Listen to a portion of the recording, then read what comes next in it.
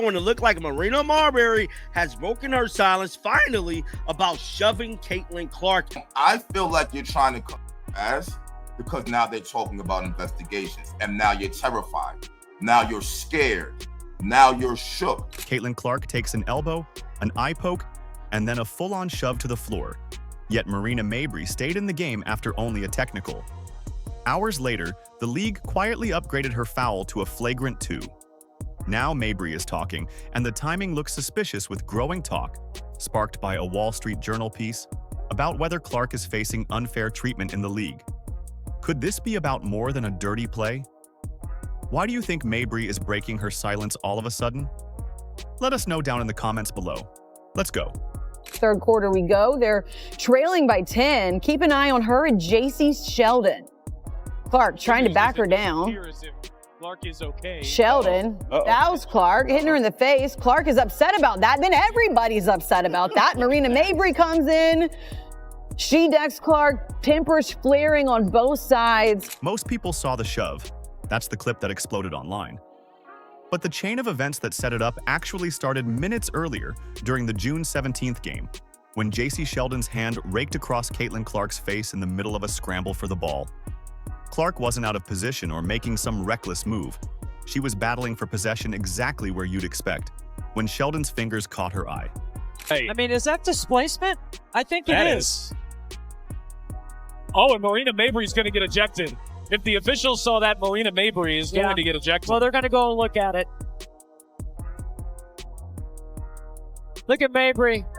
She's got a scar on one side, a scratch on one side of her face, a scratch on the other side. It's not from the game today. I asked her about it. She's always in the mix. There's a lot of contact here.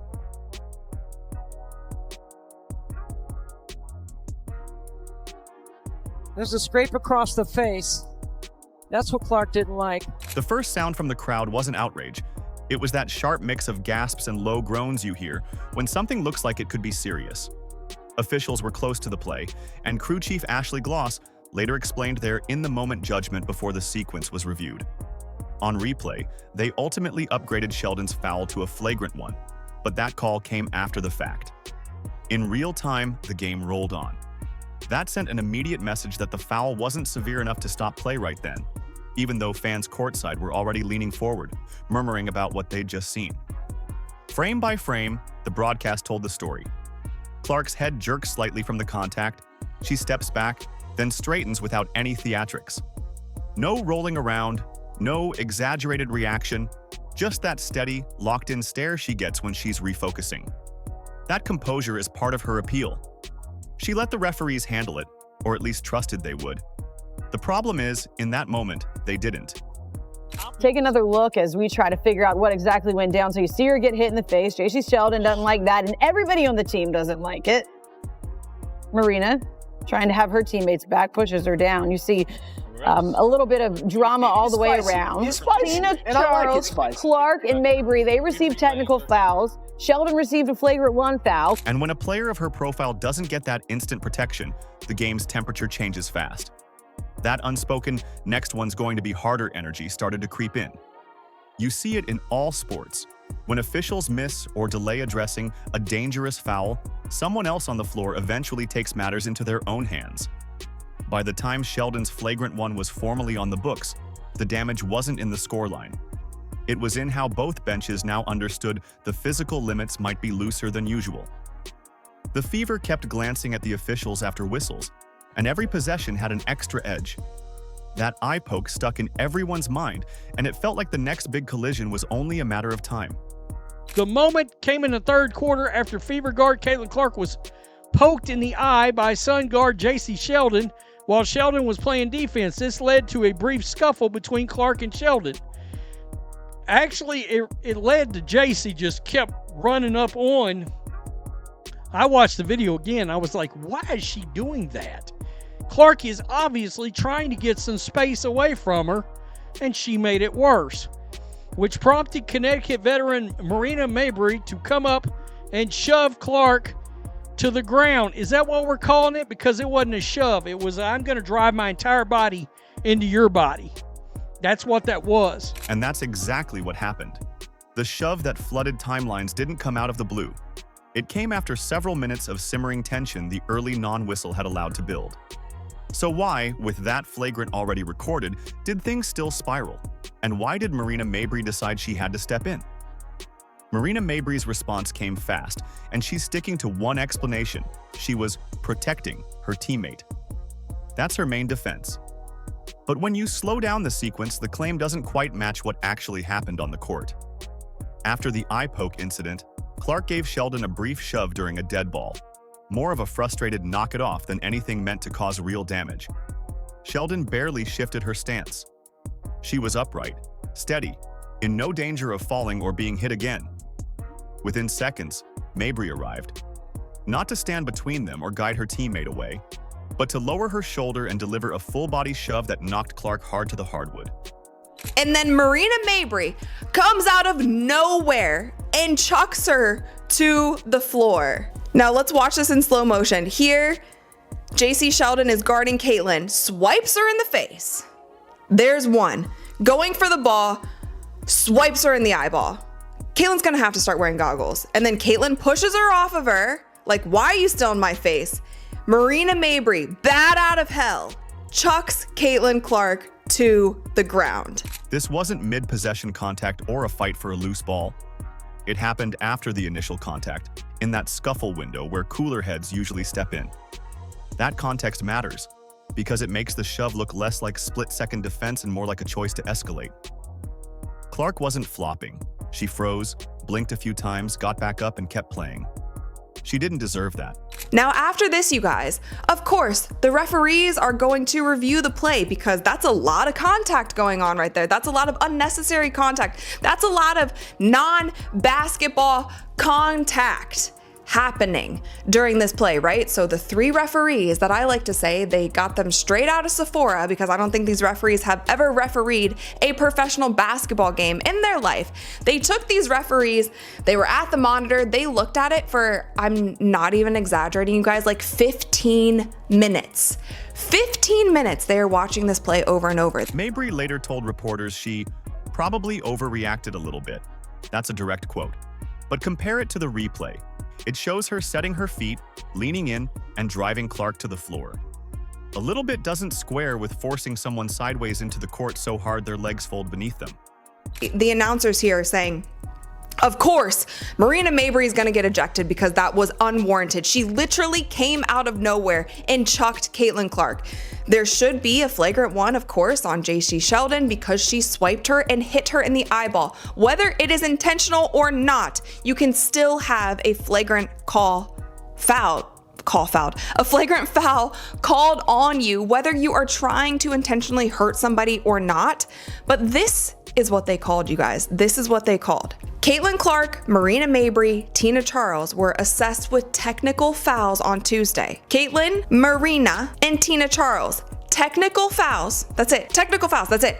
And JC Sheldon was assessed with a flagrant 1 foul, and no players were ejected. And you can see in her follow-up posture that Mabrey wasn't just passing through incidental space. Chin up, chest forward. A deliberate look at Clark, as if to check that the shove registered. That's not proof of intent, but it fuels doubt about the protection line. Fans noticed instantly, with even neutral viewers calling it avoidable contact that crossed the line.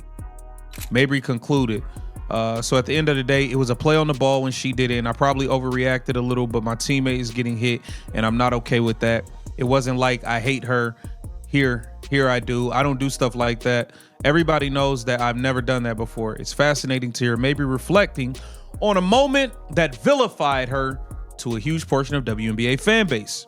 Yeah, Marina Mabrey, that was dirty. Let's just be clear here. That was dirty. You know it was dirty. You know what you did was dirty, Marina Mabrey. Adding to that skepticism is the disparity in force. Clark's shove to Sheldon barely moved her. Mabrey's counter flattened Clark. That's not what people expect if the goal is a proportional response in a heated moment. It's why so much of the public reaction rejects the idea this was an instinctive accident. This not only incited several technical fouls, but it prompted Fever enforcer Sophie Cunningham to essentially start a brawl by grabbing and throwing Sheldon down to the ground 1 quarter later. Mabrey gets honest. 2 days after the shove, heard around the women's basketball world, Mabrey was heard saying, quote, "Damned if I do, damned if I don't," when addressing a commentator on the Instagram live stream who called her out for shoving Clark. Sure, adrenaline can make athletes react quickly, but adrenaline also doesn't give you time to square up, stabilize your base, and commit to full contact. That sequence, caught clearly on camera, suggests deliberate engagement more than uncontrolled impulse. Moments like this don't happen in isolation. Once a line like that is crossed, it shifts the emotional current of the entire game. Every player on the floor recalibrates, consciously or not, how far physical play might go. What happens next depends on whether the officials clamp down decisively, or let the moment breathe and risk it snowballing.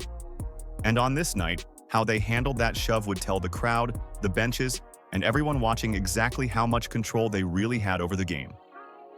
Quote, "I thought it only got upgraded to a flagrant 2 because of the way the fans reacted to it," Mabrey said of the shove on Clark. "They gave me a technical for it initially. I don't care, honestly. I really don't. Obviously, I'm not trying to hurt anybody. I'm not trying to go after certain players for certain shit. Me and Caitlin were cool. Me and Caitlin have competed against each other in the playoffs. She threw me into the benches in the quarterfinals. We didn't go after her for it. She's competitive. I was about trying to get the ball. I get it. Throw me out of bounds. We got back up and kept competing." Yeah, but the problem is when this incident happened, you were not competing. There was not actual basketball being played. There was not. When Caitlin Clark hit the floor after Mabrey's shove, the expectation was clear. Stop the game, take decisive action, and send a message that the situation was under control. Instead, whistles blew, tempers flared, and the energy in the arena shifted fast. Players shouted from across the court, benches inched forward, and fans rose to their feet, sensing the temperature rising. But the next thing that happened wasn't a hard reset. It was business as usual. The green light is out, is on Caitlin Clark from Kathy Engelbert. Y'all all know it, so y'all are taking advantage of it. Period. That's what's going on right now. And I'm glad the higher ups, people higher than Kathy, are now talking about investigations. Stephen A. Smith, major platforms are now talking now. And now y'all are scared. Y'all should be. Some of y'all shouldn't be here. The refs huddled briefly and handed out technical fouls to Clark, Mabrey, and Tina Charles. Sheldon's earlier eye poke was reviewed and upgraded to a flagrant 1. That was it. No ejections in the moment, no removal of the player who had just put Clark on the floor. Crew Chief Ashley Gloss explained afterward that, in their view, Mabrey's contact did not rise to the level of an ejection based on the force and context as they saw it live. That was the official rationale, before the league later decided otherwise. When the officials don't get control of the ball game, when they allow that stuff to happen, and it's been happening all season long. All season long. It's not just this game, it's been happening all season long. This is what happens, right? This is what happens. You've got competitive women who are the best in the world at what they do, right? And when you allow them to play physical and you allow these things to happen, they're going to compete. And they're going to have their teammates' backs. It's exactly what you expect, right? Out of fierce competition. So I started talking to the officials in the first quarter, and we knew this was going to happen. You could tell it was going to happen. So they got to get control of it. They got to be better. Fever coach Stephanie White didn't hide her frustration in post-game comments, pointing out that the crew never got control of the contest. And the fourth quarter backed her up. Sophie Cunningham, normally among the most composed veterans, committed a hard, retaliatory foul that was later reviewed, upgraded to a flagrant 2, and got her ejected. In the chaos that followed, JC Sheldon and Lindsay Allen were also ejected. The powder had been lit earlier, and by then, everything felt combustible. Sophie commits a hard foul on JC Sheldon. Again, as JC Sheldon is going up for a layup, Sophie bear hugs her and takes her to the ground. What I will say is Sophie did not grab her and throw her to the ground. She didn't body slam her. She didn't do anything, in my personal opinion. Maybe I'm biased here, but I'm gonna give you guys my straight up honest opinion on this. She bear hugged her, took her to the ground. Yes, it was intentional. Because the in-game call didn't eject Mabrey, the game kept escalating. And that's exactly what happened with Cunningham's flagrant 2. If you've watched enough high-contact sports, you've seen the pattern. Hockey fights, when refs let them play too long. Benches clearing brawls in baseball after an intentional beanball. Basketball games where one unpunished hit leads directly to another. Without intervention, the players start setting their own lines. For Fever fans, the frustration had another layer beyond this single night. Clark had already endured multiple games with borderline hits and little visible protection. This one was national TV, full house, every angle caught by cameras. And still, decisive action didn't come until well after she'd been helped off the floor. Marina Mabrey, that slime ball that viciously attacked Caitlin Clark, blindsided her like she was in a football game. Ridiculous. By the time the final buzzer sounded, the box score felt secondary to the reality that the game's emotional boil had never been cooled. The breakdown didn't happen all at once. It built in stages, with that first major flashpoint left underpunished and tension compounding from there. After a night where tensions never cooled, the league's post-game paperwork told a different story than what fans heard during play. Mabrey had been hit with a technical foul in-game. By the next day, the WNBA's official game report quietly listed it as a flagrant 2. Contact both unnecessary and excessive, a call that carries an automatic ejection if made on the spot. A whistle was blown. It was a dead ball. It wasn't a live play. Stop playing games. Some of y'all got to stop playing games and acting like we stupid, because we're really not. We're really not. Marina Mabrey, what you did was dirty, and you have fallen. Now see what it is you trying to get all the people off your you know what. Because we on you. We're not going to leave it alone. We're going to stay on you. We're not going nowhere. And you tired of it. So now you're copping pleas and trying to say, oh yeah, it wasn't. No, yes, it was dirty. The shift didn't rewrite the final score, but it did rewrite the official record. In practice, this wasn't the league reversing a ref's judgment mid-game. It was them acknowledging, after review and in the glare of media and fan reaction, that Mabrey's hit met the criteria for the harsher penalty. That's why so many people called it a U-turn. In the moment, she kept playing. On paper, 24 hours later, she was classified as having committed an ejectable offense. From a safety standpoint, the timing is where frustration builds. A next-day correction doesn't prevent the hit, nor does it change the fact Clark played significant minutes alongside the player who delivered it. The league may argue this is standard review procedure, but optics matter. Fans saw a physical flashpoint go under-penalized live, then watched the league concede its severity only after the footage looped on every highlight show. Let me tell you something. You over here talking about, yeah, I overreacted. People who overreact, they do life in jail. People who overreact, they catch domestic violence cases. People who overreact, they catch assault charges and things of that nature. If you don't know how to play basketball without overreacting, maybe you shouldn't be here. To be swinging on Aaliyah Boston, to be knocking Caitlin Clark on the ground, and you're still able to just go up and down the basketball court like it's another day, I think it's disgusting. That's what makes this more than just one foul.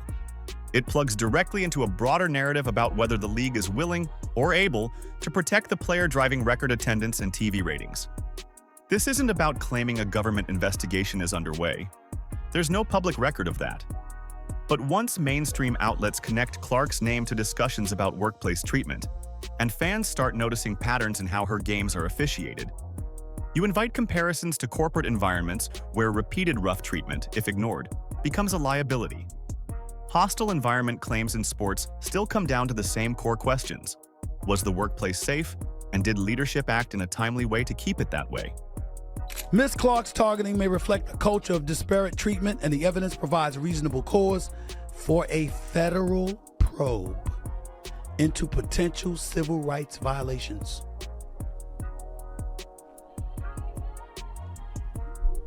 Am I making it up now?